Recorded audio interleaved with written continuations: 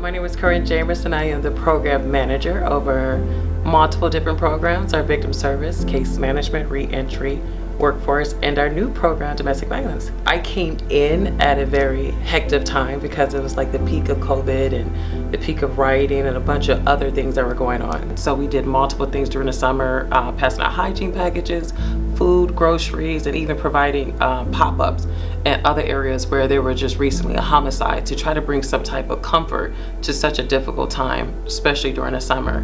My victim service team, they work 24/7.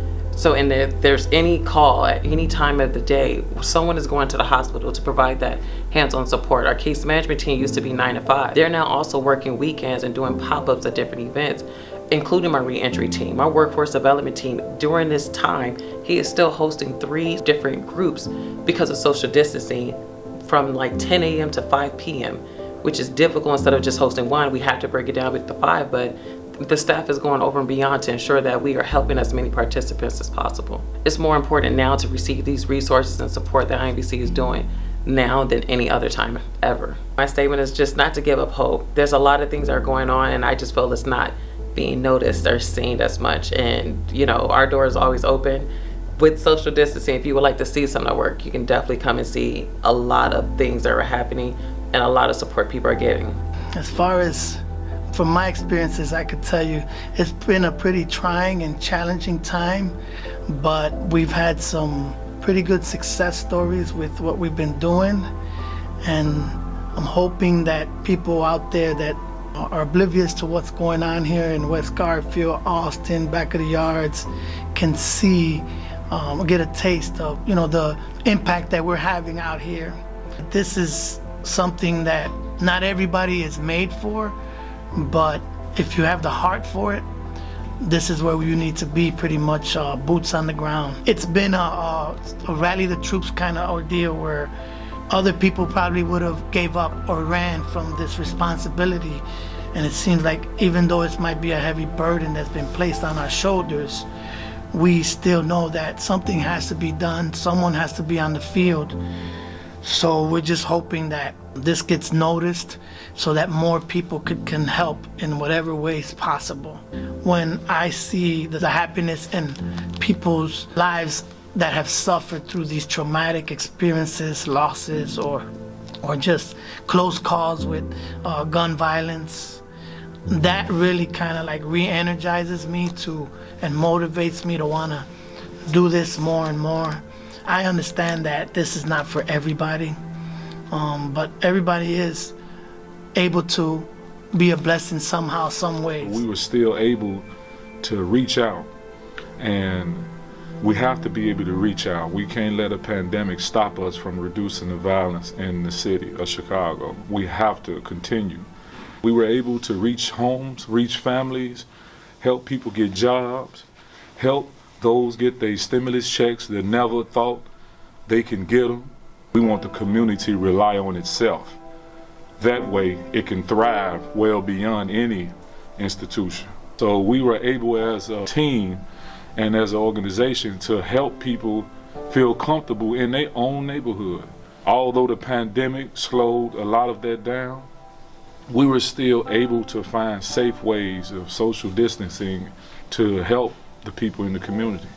So it was a lot of teamwork when it came to feeding a community, when it came to certain hot spots of shootings, of violence. We show up there and let the community know that the IMVC supports you. We're here, we can help you, what is needed. That's a full teamwork where we're helping each other pass the baton to one another to help the individuals in these hotspot neighborhoods, even during the time of the pandemics. These are the times that we need to be out here helping each other whenever we can, through whatever the obstacle is, together as a community, as family, in a sense to unify, to come together as a whole and support each other during these tough times. And we just continue to give in any way that we can. We just kept pushing through. This is a good thing that we're still trying to give back and just show the community that we are still as one. You know, we're not letting the COVID just really get us down, you know. Just keep trying to just uplift with something. It's just a sign of peace and love that, you know, we all in this together. I know they appreciate me, and they appreciate just somebody just constantly being there through COVID. You know, I had to just break out into action to like get into my mother role, my victim advocate role, just a parent trying to save somebody else's life. I just want everybody to know, the community and outside of my community, that this COVID-19 is no joke. We do have resources for you, and you do have people out here that's on the front line that care about your wealth and your health. Hey, I'm Chris Patterson, Senior Director of Program and Policy at the Institute for Nonviolence Chicago. So this year, 2020, has been challenging for all of us. And in almost every facet, the work has increased, shootings and homicides have gone up, COVID has devastated and affected us all, and our work has changed, quite frankly. We went from interrupting or addressing violence, shootings and homicides, to passing out food, supporting family members, educating around COVID-19, and most importantly, supporting each other. And in that, the good thing about it is we've done it, at every level. And in March, COVID-19 was unknown to all of us. Not necessarily knowing which direction we should go in with concern to staff and how we were going to service the communities. We put a call out to all the staff and asked those who didn't feel comfortable to stay at home, not risk themselves, and work remotely. None of our staff were furloughed. None of our staff were laid off because of COVID-19. It's something we're super proud about. The other part about being proud about the staff that work here is that no one also took us up on that offer. Since March, with COVID, a rise in violence, looting, the murder of George Floyd and others, the staff have worked around the clock, 7 days a week. And we're just proud to say that, the Institute for Nonviolence, in the darkest moment in so many of our lives, rose to the occasion. We came together understanding that if we didn't come save our communities, then no one would. We've shown our resilience, we've shown our strength. So our hope is that, as we move forward into the year 2021, that we bring our best selves forward, that we do believe in hope, and we do believe that things will get better. We actually did a lot of phone calls and video visits with participants and high-risk individuals or people in the community, just to keep in contact with them, because it was definitely a rough time, and I couldn't do it without my team. My team definitely stepped up all the way around the board with passing out food, mediating conflicts, still trying to make sure they participants and the high-risk individuals in the communities that still try to work with them and make sure they're okay, on top of trying to get them to learn about the COVID situation and let them know how serious it was. It was from passing out food to trying to help with mediations from them killing each other. We was there for them. At each event, we passed out gloves, masks, sanitizer. We're really trying to make a difference out here in the community all the way around the board, from helping with the COVID, stopping the killing, trying to land jobs for people in the community. That's just a start to help them. Give me an opportunity to bring people together. I just had to come help my community. I want them to see in reality that this is how it can be. I started off rough, I got out, and now I'm trying to make the community better. I was once part of the problem, now I'm part of the solution. And they appreciate it, because when we started passing out boxes of foods and PPE, man, that meant the world to our communities. Man, I can try and sum up a few stories in one. The end result will be tears of joy. For lack of a better term, that's all I can say, tears of joy, because like I just stated, in our community, when people come in and they say we're helping, there's always a hidden agenda to it. But for us, the Institute, the Back of the Yards team, when we come help, they know it's authentic, they are more receptive to it. And it's just something that doesn't happen on a regular basis in our community. So it's things being done even when you don't know it or when you can't see it. And it's people like me that society sometimes casts off. It's easier for the write-off and we not have to deal with that part of society. So yeah, we need people like us, the Institute, even the peace officers, the firemen, all this stuff plays a part. All of it is important because it's not just one problem that we're attacking.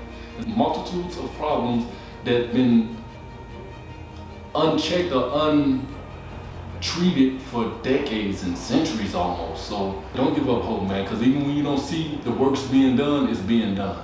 From the top of the food chain to the bottom. What a year it's been. Really difficult year with COVID, social unrest, economic real hardship. We feel it around here. We're actually at the moment unloading boxes. We're sorting out food to distribute to our participants in all neighborhoods we work at. After 3 years of reductions that we worked very hard on, it almost feels like it unravels. But we also know that this is a standalone year with COVID, with the economy, with all the social unrest. We sort of think, as Martin Luther King said, the universe is on the side of justice. I'm in total awe, and I've been doing this work for 30 years in many cities, different parts of the country. I'm in total awe how the staff at the Institute and our colleagues at CP4P and READY and CRED have not missed a beat and continued to work throughout the pandemic.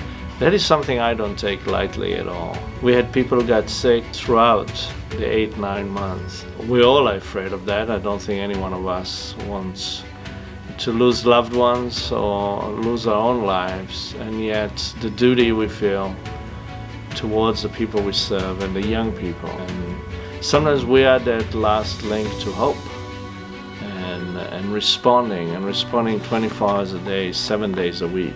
And sometimes this year it's been multiple times a day and night to respond to shootings, go to the scene, go to the hospital, work with families, help with funeral arrangements, help support them throughout and after. Mediate conflict, encourage young people, try and solve problems for them, financial, food, hunger, housing. Sometimes in times of real crisis, that where I come from reminds me of a situation of war. You really see for whom this is a calling. The hopeful note I see is if we handled this year, and we did, despite a lot of setbacks, we will emerge out of it even stronger and more mentally prepared to continue and reduce the violence in Chicago. We need to have some patience mixed with impatience, not accept what is our reality, but also know that it won't change overnight. And sometimes the greatest victories is actually staying the course and during tough times and good times and continuing to build and imagine, and we do imagine and we do envision a much, much safer Chicago. We don't think this city is cursed. We think it's filled with beautiful people, and we know it. We work with young people, we work with their families, we work with people involved with violence. We see law enforcement officers who want a different future for this city. We see elected officials who care about their neighborhoods. And we see philanthropy that in the time of crisis doubled up on their commitments and supported and called, how can we help, and do you need food, and what else can we do? So if we continue and work like that together, this beautiful great city will truly become one and more just. It shouldn't be radical to live in a just city. It shouldn't be radical that we're all equal and should be treated that way. Part of our work, unfortunately, is responding to the reality we have now. But we have a vision of a different reality where some of the work of the Institute will no longer be necessary. And the teachings of nonviolence will be as important as teaching math, business, and literature. That really how we treat each other should be fundamental to how we coexist together in this society, in this city. We just really want to see a lot less misery and suffering, and that's what we're working for. So we're both a mix of heaviness and hope. And we got to toughen out actually our peace resolutions. Really stick with it, believe in each other, believe that we can do better, not write people off, and believe that everyone wants to change if we inspire each other and check on each other. We all need our support groups. 2020, which was an exceptionally difficult year, and I think we're all worn out and exhausted. I also feel hopeful. And I'm looking forward to 2021, where we're healthier and safer and with a new beginning.